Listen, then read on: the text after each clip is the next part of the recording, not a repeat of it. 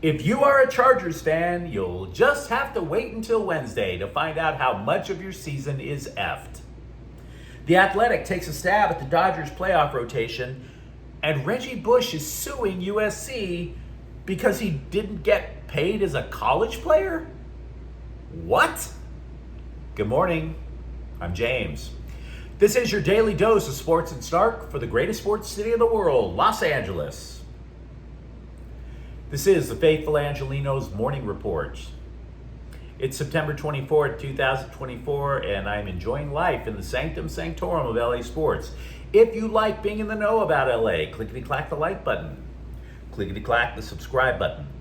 There's a notification bell. Hit that. It'll let you know when we drop new content. Sharing is caring. Let people know we exist, and by all means comment. Now, before we go through the news and notes, look at the scoreboard. Angel City FC 2, Portland 2.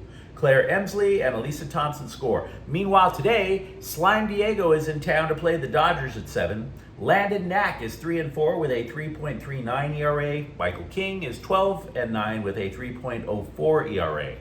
Here's the situation. The Dodgers' magic number is 4, and they currently have a half-game lead over Philadelphia for home field advantage throughout the National League playoffs. So this is what I want. I want them to clinch against Slime Diego. I really want them to clinch against Slime Diego. See, I'm old enough to remember how those steroid-addled scumbags took the division in LA. And they acted like, oh, this is amazing. Kem Caminiti is totally clean. Never mind, Jack Lambert looked at Ken Caminiti's stick legs and massive torso and said, bro, you got a problem with the roids. Meanwhile, Scum Diego is like, no, we don't know why he died. No, it couldn't have possibly been because his ass had more needle marks and, you know what I mean? So yeah, totally clean. And they played that clip of those juicers dancing at Chavez Ravine for years. That was their World Series win to them. They have to exercise that stank demon and put the Padres down. I mean, for Pete's sakes, what happened 2 years ago when the Puds actually eliminated the Dodgers in the playoffs? We had an actual cultural abomination. Middle-aged white guys trying to rap. End the Padres, end Scum Diego, put them down this week. And let's get to the news. We'll talk more about the Dodgers in a moment. For the Chargers, all will be revealed on Wednesday. Wednesday. It is the holiest day in the Charger calendar. Jim Harbaugh, the prophet Jim Harbaugh, shall know nothing about half of his roster getting injured until Wednesday. And I gotta tell you, it just kind of blows your mind because it shouldn't be the case. For example, reports just after Sunday's loss suggested that Justin Herbert would get an MRI to check his ankle. He hasn't had one yet. Why? I mean, you would assume that he would get the MR. He's the face of the franchise. He makes over $250 million. Nothing but state of the art to make sure that guy is healthy, right? And the Chargers were apparently just going to get him a $25 x-ray, which of course turned out to be negative. Now, as some of you guys know, I'm a former scribe, former sports writer, and when the journalism industry went, I had to rebuild myself and go into healthcare. We're going to talk about why the MRI is important and why that should have been the first step, not the last, in just a second. But an x-ray. Have you lost your mind? Get his ass in the stupid tube. Now, Harbaugh was like, yeah, eventually we're going to get him an MRI. That should have been the first step. So why were they waiting? I mean, why are they waiting about everything? Jim Harbaugh was asked Monday if Herbert was still in his walking boot, right? To which he replied, I do not know that. You don't know? What the hell do you mean you don't know? He's your quarterback. The quarterback is typically the mental extension of the head coach, right? He's the guy executing the offensive plan. For Pete's sakes, Jim Harbaugh was a quarterback. And he doesn't know? He doesn't know whether or not his franchise quarterback is at least still in a walking boot. Is anybody else alarmed by the Chargers' way of handling injuries? Maybe that's why they call it chargering. Now, why is the MR important as opposed to an X-ray? Because for those of you who have lived relatively healthy lives, here's how the medical profession pretty much works with diagnostic imaging. X-rays give you the basics. If you have a broken bone, you don't need an MRI, you go get the X-ray, it shows the and okay, we got it.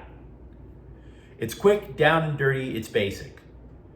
And it can give you a little information on some other parts of the anatomy, but not much. If you go to an emergency room, your doctor is either going to look at you and say, get him an X-ray or get him a CT. And a CT can do more, but there's two issues. One, that little spinning red dot is an X-ray. It's giving you thousands of X-rays literally at once to try to give a 3D image. But even then, it doesn't give you the information that an MRI would. The ankle, the foot, your joints have a lot of little tiny tendons, a lot of little bones, a lot of little muscles that could just blow up right in your face, right? So you need the detail that an MRI can give you. Not only that, certain hospitals and clinics have contracts with the local teams. If their guy gets hurt, the team will go, stop everything. We want our guy to have an MRI right now, and we want your best radiologist to look at the images to write the report. They want the best information because they've invested, in Herbert's case, $250 million. And yet the Chargers are like, whatevs. Here's $25, go get an X-ray. Seriously, do you think for a moment if Shohei Ohtani started limping around that the Dodgers would wait half a week and just send him to Uncle Bob's palace of X-rays and 5-minute oil changes? Of course not. And the bad news just even gets weirder from there. Not only did 4 starters wind up getting injured Sunday in Pittsburgh, safety Derwin James has been suspended for a game by the NFL for repeated violation of safety rules. He allegedly lowered his head and made contact with the Steelers tight end in the third quarter. The NFL said this is a pattern that could have been avoided. James is appealing, which of course makes sense because without him on the field, Patrick Mahomes is going to have an even bigger advantage when the Bolts play Kansas City. And as for all the other guys, Wednesday, right tackle Joe Alt does not have an ankle issue, which was previously reported. Multiple reports are now saying it's a sprained medial collateral ligament. In other words, it's his right knee. The NFL Network is reporting Alt is going to miss time, but not need surgery.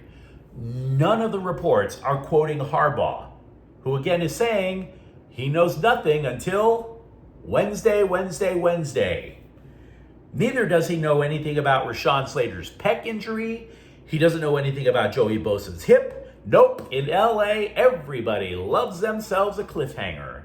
Kind of like the Chargers are the Star Wars franchise of the NFL. Only now we're starting to look at the acolytes. The Athletic took a stab at the Dodgers' playoff pitching rotation, and to be honest, that guess is about as solid as yours or mine. Jack Flaherty and Yoshinobu Yamamoto are a sure thing. They report the organization is still looking at Walker Buehler as number 3 because the Dodgers have no desire to sweep anybody, I suppose. Because Buehler's been absolutely awful, let's be real. Then comes Landon Knack, but that comes with a caveat. He's rarely gone through the opposing batting order a third time. So to the Athletic, it's a rotation of Flaherty, Yamamoto, Buehler, and Knack. Now, that comes again, caveat. There could be reinforcements. The Dodgers are still trying to find ways to take pressure off of Clayton Kershaw's foot, specifically the injured left big toe. They're looking at specific insoles, for instance.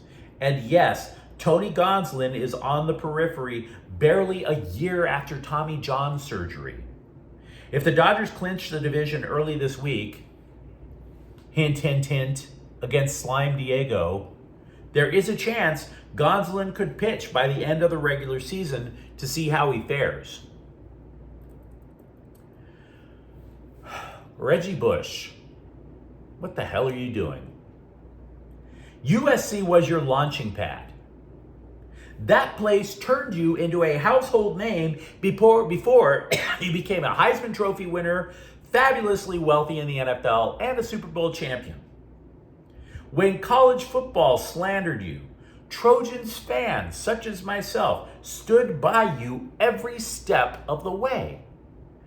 And now, you sue USC?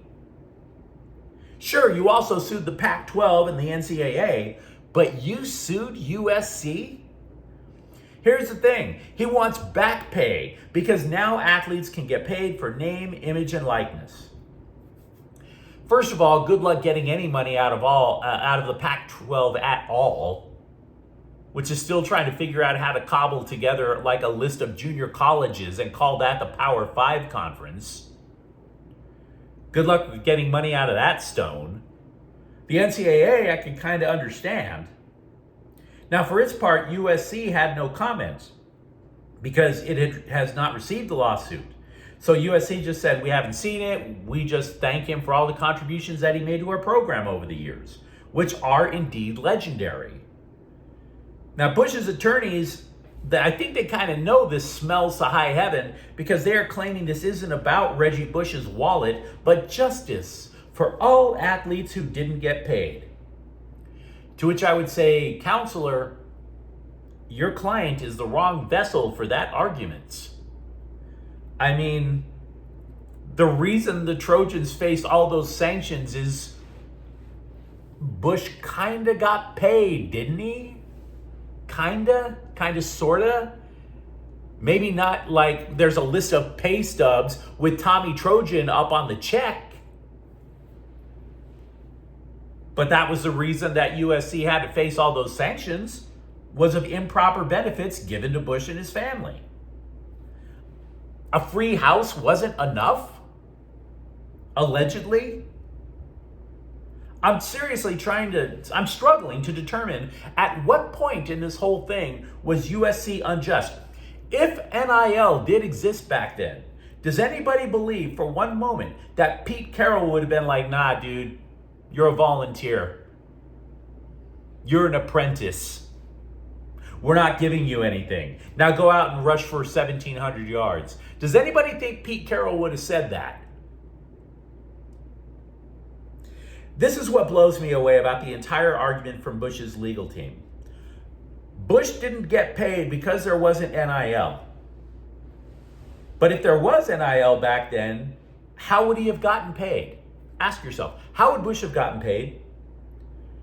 From Trojans boosters via an NIL collective. So who gave Bush's family benefits back then, allegedly? Trojans boosters. So I'm no Matlock, but I'm having trouble figuring out how to build a legal case like that, guys.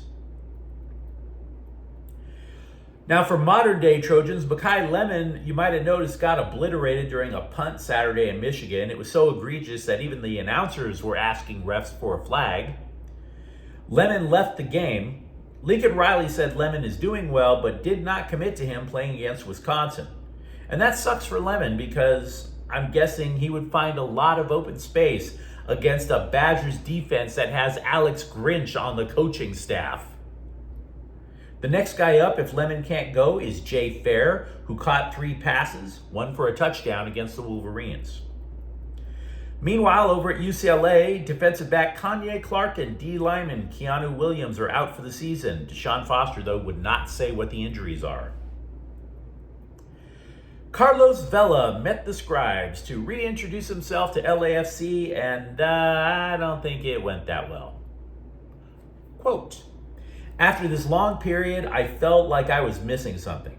Having a good end. Knowing it's the end of my career, that's why I came back. I hope I can enjoy if it's 1, 2, 3 games. I don't know how my body will respond. I will enjoy being with my teammates, trying to have fun in the end, unquote. So what did he not say?